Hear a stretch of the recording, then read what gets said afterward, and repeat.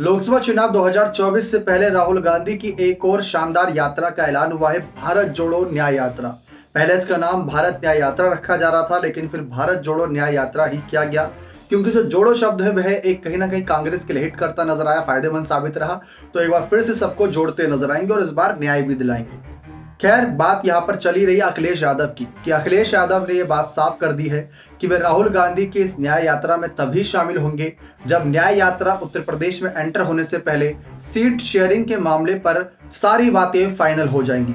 जी हाँ, कांग्रेस अध्यक्ष मल्लिकार्जुन खड़गे ने हाल ही में प्रेस कॉन्फ्रेंस करके कहा था कि वे इस बार उम्मीद करते हैं कि इंडिया दल के जो नेता हैं, विपक्षी पार्टी है, जिस राज्य से यात्रा गुजरेगी वहां पर वह कांग्रेस की इस यात्रा, कांग्रेस की नहीं बल्कि राहुल की इस यात्रा में शामिल होकर उनको प्यार आशीर्वाद देंगे और साथ ही साथ बीजेपी को हराने का ऐलान करेंगे उस मंच से।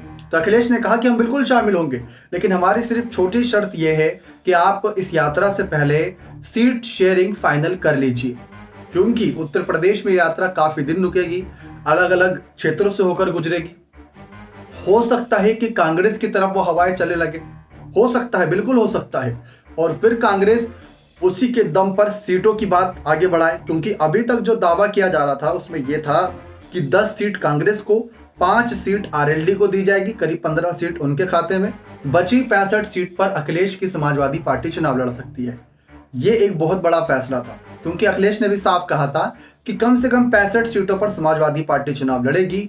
और अगर जो इस बार इंडिया दल का एक नियम बना है कि जिस सीट पर जो पार्टी पिछले चुनाव में नंबर 1 या नंबर 2 पर रही थी उसी को वह सीट दी जाएगी। तो उत्तर प्रदेश में तो पिछली बार सपा बसपा गठबंधन में थी, तो 38 सीट तो अलग कर ही दीजिए, क्योंकि 38 सीट पर बसपा चुनाव लड़ी थी। तो अखिलेश ने साफ कहा है कि पहले ये बात तय कर लीजिए, उसके बाद हम आगे की बात करेंगे। और अखिलेश ने यह भी एक श्योरिटी दी है कि अगर फाइनल हो जाती है सीट शेयरिंग पर बात फाइनल हो जाती है तो ज्यादा से ज्यादा हमारे समर्थक राहुल की इस यात्रा का समर्थन करेंगे। ये बात अखिलेश ने साफ कह दी है। अब देखते हैं, क्योंकि कांग्रेस एक अलग ही कहीं ना कहीं रणनीति बना रही थी। पहले उनकी रणनीति विधानसभा चुनाव को लेकर थी कि अगर विधानसभा चुनाव में हम बाजी मार लेंगे अकेले तो हम अपनी सीट शेयरिंग पर बात साफ कर सकेंगे और हमारी तवज्जो ज्यादा होगी इन दलों को। तो अब जो पहले चाल थी वो तो फेल रही, लेकिन अखिलेश ने दूसरी चाल को भांपते हुए पहले ही अपने पत्ते खोल दिए कि भाई पहले सीट शेयरिंग पर बात कर लीजिए, उसके बाद आप यात्रा करिए, जो आपको ठीक लगे वो करिए, और हमारा समर्थक आपका समर्थन तभी करेंगे जब सीट शेयरिंग फाइनल हो जाएगा।